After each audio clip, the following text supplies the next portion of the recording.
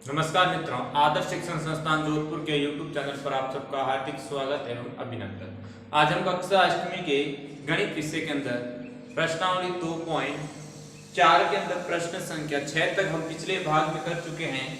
आज करेंगे हम प्रश्न संख्या 7। सातवां प्रश्न है कि हसन स्कूल वर्दी बनाने के लिए दो प्रकार के कपड़े खरीदता है। इसमें कमीज के कपड़े का भाव 50 रुपए प्रति मीटर तथा पतलून के कपड़े का भाव 90 रुपए प्रति मीटर है। वह कमीज के प्रत्येक 3 मीटर कपड़े के लिए पतलून का 2 मीटर कपड़ा खरीदता है। वह इस कपड़े को क्रमशः 12%, 10% लाभ पर बेचकर 36,600 रुपए प्राप्त करता है। उसने पतलून के लिए कितना कपड़ा खरीदा? देखो, इसके अंदर प्रश्न को आराम से समझें। एक हसन नाम का एक विद्यार्थी था, वो अपने स्कूल की गणवेश सिलवा रहा था। तो उसने दो प्रकार के कपड़े खरीदे, एक तो कमीज के लिए और एक पतलून का कपड़ा। एक कमीज का कपड़ा खरीदता है। तो सबसे पहले आपको ये पूछा है, दोनों प्रकार के कपड़ों में जो कपड़े की रेट है, जो कमीज का कपड़ा है वो 50 रुपए प्रति मीटर है और पतलून का कपड़ा है वो 90 रुपए प्रति मीटर है। और कौन कितना मतलब किस टाइप का कपड़ा खरीदता है कि यदि वो कमीज का कपड़ा 3 मीटर खरीदता है तो पतलून का कपड़ा 2 मीटर खरीदता है। तो हम क्या करेंगे, इस दोनों का रेशियो दे रखा है कि कमीज और पतलून के कपड़े का अनुपात 3:2 है। तो हम क्या करेंगे, सबसे पहले तो इसके अंदर सबसे पहले हम इसको मान लेंगे कि कमीज का कपड़ा खरीदता है। तो यहां लिखेंगे हसन के लिए कमीज का कपड़ा 3 मीटर खरीदता है। तो पतलून का कपड़ा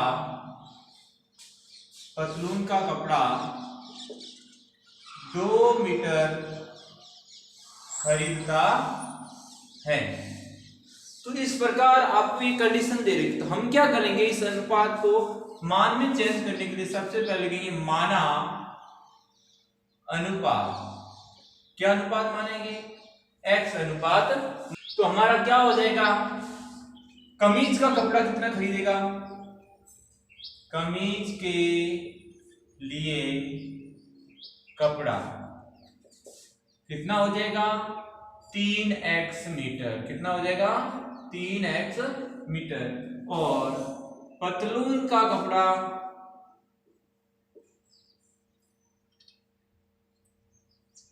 यहां लिखिए कि कमीज का कपड़ा और पतलून का कपड़ा। तो क्या हो जाएगा, यहां इस अनुपात को इससे गुणा करेंगे 2x मीटर। तो हमें इतना पता चल गया कि कमीज का कपड़ा है वो 3x मीटर खरीदता है और जो हमारा पतलून का कपड़ा है वो 2x मीटर खरीदता है।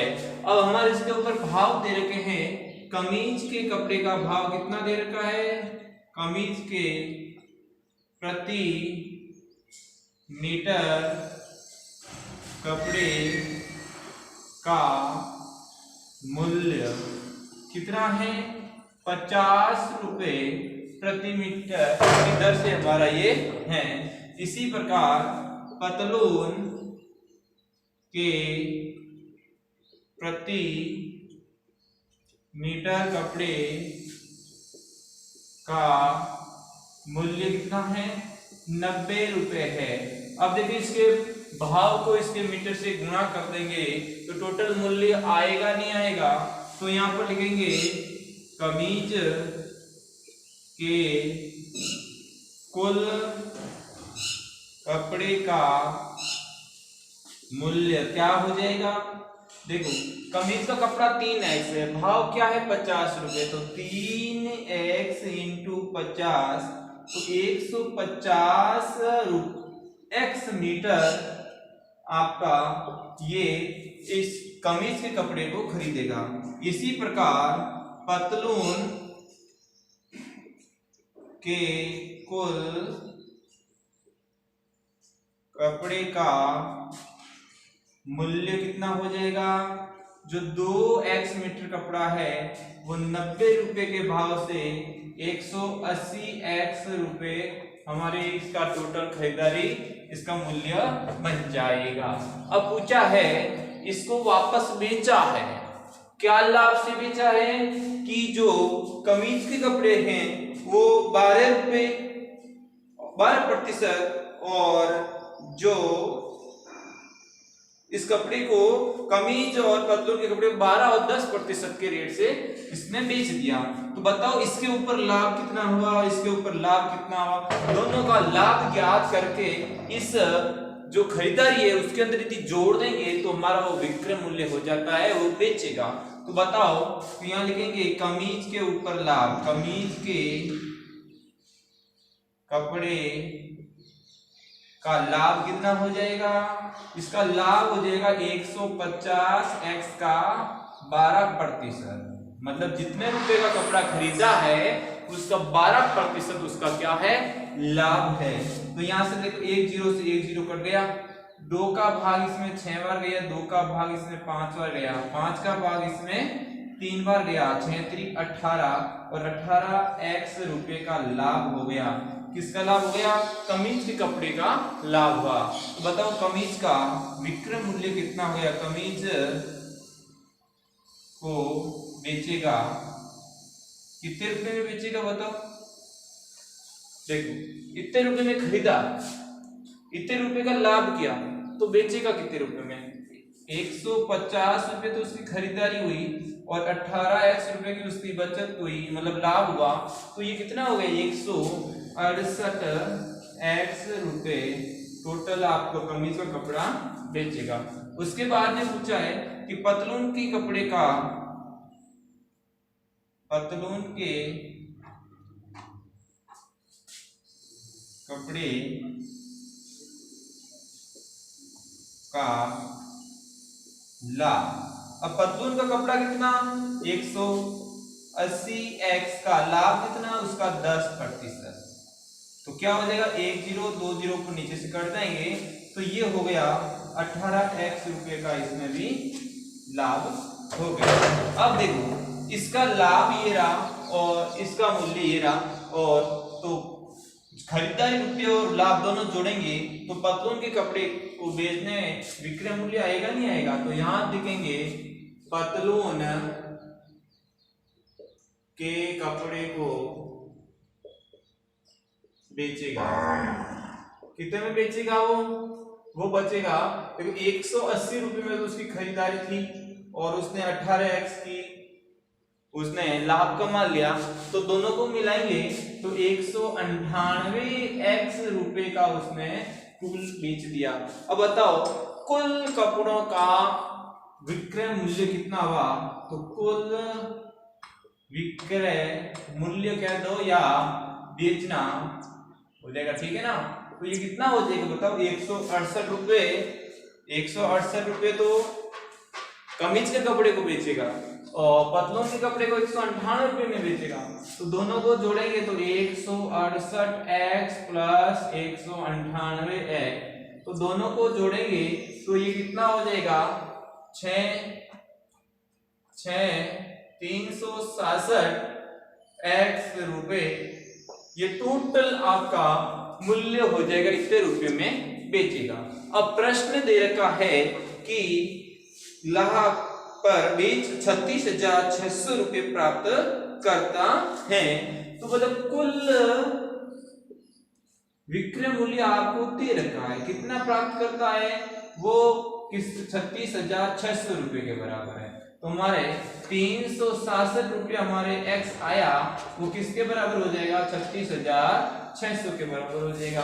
अब यहां से किसका मान ज्ञात कर लेंगे? x का मान ज्ञात करेंगे तो 36,600 में भाग किसका देंगे? 367 का भाग, तो x का मान इसके अंदर आ गया 100 आ गया। x का मान कितना आ गया?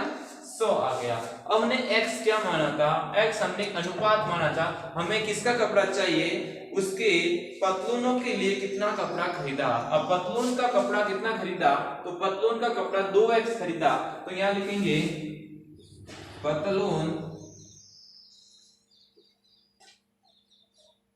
का कपड़ा खरीदा, क्या हो जाएगा 2x, x की जगह कितना आ जाएगा 100 आ जाएगा, तो कितना हो जाएगा 200 मीटर कपड़ा उसने पतलून का खरीदा। यदि आपको पूछ रहे कमीज का कपड़ा किसने खरीदा, तो कमीज का कपड़ा 3x 3 × 100 300 मीटर उसने कपड़ा खरीदा। इस प्रकार ये हमारा प्रश्न संख्या 7 है। आप इसका स्क्रीनशॉट ले लें और हम देखते हैं अगला प्रश्न संख्या 8। तो हमारा प्रश्न संख्या 8 है, हिरण के एक झुंड का आधा भाग मैदान में चल रहा है और शेष का 3/4 पड़ोस में ही खेल कूद रहा है। शेष बचे 9 हिरण एक तालाब में पानी पी रहे हैं। झुंड में हिरणों की संख्या ज्ञात कीजिए।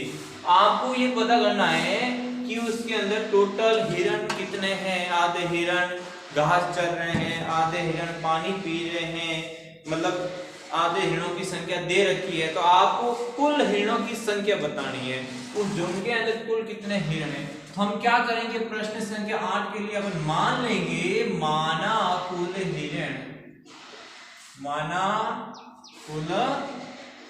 कुल हिरणों की संख्या कितनी है, हिरणों की संख्या x मान लेंगे अपन। क्या मान लेंगे, कुल हिरणों की संख्या क्या मान लेंगे, x हिरण मान लेंगे। अब देखो जितने हिरण है उसमें से आधे हिरण मैदान में चल रहे हैं, तो देखो क्या लिखेंगे, मैदान में चल रहे हिरणों की संख्या, मैदान में चल रहे हिरणों की संख्या क्या हो जाएगा, कुल हिरणों की आधी संख्या, कुल x है उसका आधी संख्या x/2 हिरण मैदान में चल रहे हैं। अब पूछा है शेष हिरणों की संख्या का, शेष हिरणों की संख्या का 3/4 खेल कूद कर रहे हैं। अब मुझे एक बात बताओ, शेष हिरण कितने बच गए, शेष बचे हिरण, देखो टोटल हिरण थे हमारे पास x, उसमें से x/2 चल रहे हैं मैदान में, तो बाकी कितने बच गए, x में से x/2 निकालेंगे तो x/2 हिरण हमारे शेष बच जाएंगे।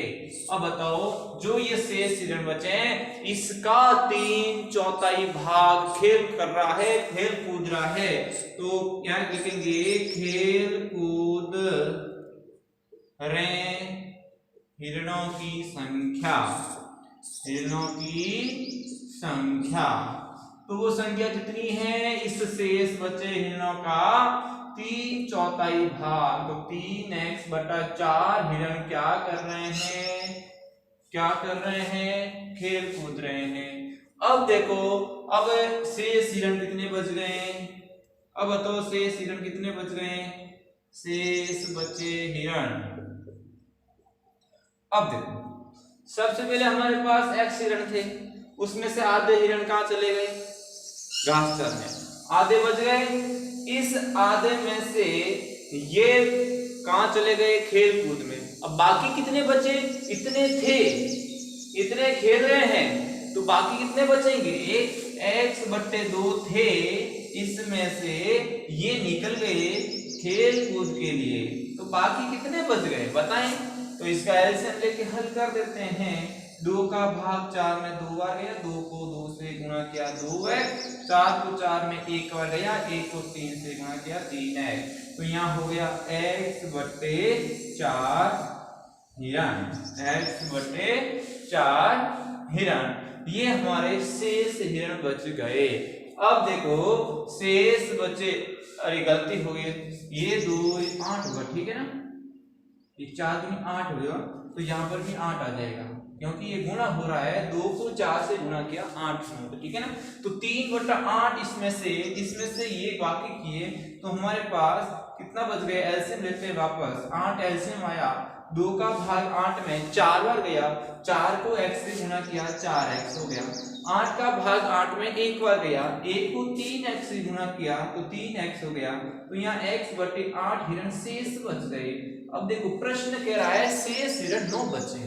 देखो सबसे पहले वापस टोटल x हिरण थे, उसमें से आधे घास चर रहे हैं तो बाकी आधे बच गए, इस आधे में से इतने खेल रहे हैं, अब बाकी इसमें से आधे ये खेलवर निकाल दिए, मतलब आधे में से खेलवर निकाल दिए तो ये शेष बच गए। अब शेष बचे हिरण प्रश्न अनुसार 9 है, प्रश्न अनुसार शेष हिरण कितने हैं, शेष हिरणों की संख्या 9 दे रखी है और हमारे ये 9 किसके बराबर हो जाएगा, शेष बचे हिरणों की संख्या के बराबर हो जाएगा। तो ये हमारे पास x का मान कितना आएगा, 8 नंग 72 हिरण हमारे टोटल थे। इस प्रकार x का मान हमने कुल हिरणों की संख्या मानी है, तो यहाँ लिखेंगे अतः कुल हिरणों की संख्या 72 है। तो इस प्रकार ये हमारा प्रश्न संख्या 8 है। अब हम अगली क्लास में करेंगे इसके अगले प्रश्न। आज के लिए धन्यवाद।